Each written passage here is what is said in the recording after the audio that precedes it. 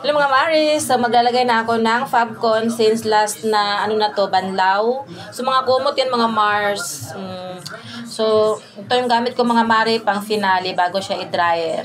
So ang gamit ko talaga mga Mari na Fabcon is Shine Pro. So lavender to siya mga Mari.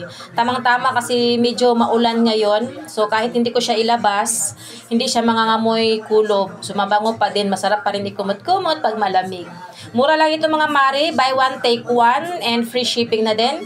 So kung interested kayo mga Mari, ilalagay ko siya sa yung link sa yellow basket ko, check out nyo dyan. So lalagyan ko muna, wait lang po.